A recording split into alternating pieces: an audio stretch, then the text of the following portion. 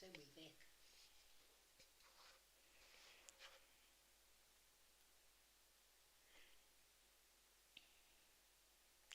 Welcome back. We are on episode 15. Now over to my gran. Sorry we've been away so long due to unforeseen circumstances, but we're back on the track now. Last time I spoke about it, it was my eldest son had found an apprenticeship. But prior to that, when the young boys left school, they had already been allocated into different regiments of the army. And my eldest son was he had to go to the medics, and this was at Christmas time. The family always used to try and get together, so we always knew. And of course, he was going to be away, but obviously he said, "Oh, I've got leave. I'll be able to come back, so I'll be able to join you for Christmas." And a day before Christmas, it was about 12 o'clock in midday. I got a call from him. Mom, my leave's been cancelled. So, of course, that wasn't very nice for us. There was an empty place at the table.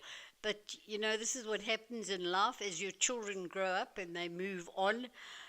All these kind of things seems to happen. And when he was in Durban, he did very, very well at work. It was a very responsible job. And, they used to people that were out of their time, they were given a chance to do overtime. And they were paid at very, very good prices as well with their overtime. And he did very well with that. So he managed to save quite a bit of money. Now we had the next son. And he was allocated to the dog handlers. So it was absolutely a different thing altogether. Because the elder boy, he got when he was in the when he served his time in the medics, he actually got a stripe. So on Sundays he used to eat out with the officers and the officers' mess. And sometimes at night, 12 o'clock, a phone call would go, and I'd say, "Who's that?"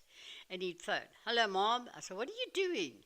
And of course, being on duty, he had access to the phone, so he was having a right royal time.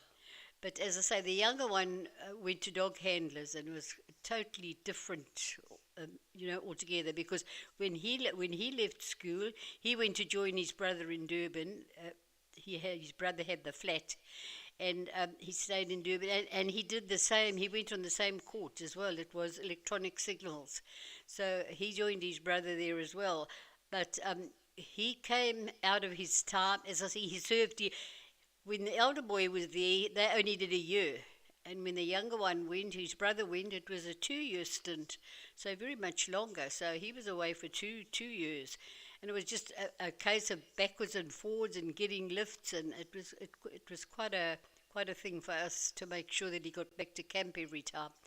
But I think I've more or less put you on what was happening with them now. So for this evening, and I must just apologise that we weren't in last week, but things are back to normal. So we will be back again this week. So for now, we'll say from Nicole and myself, we'll say have a good evening.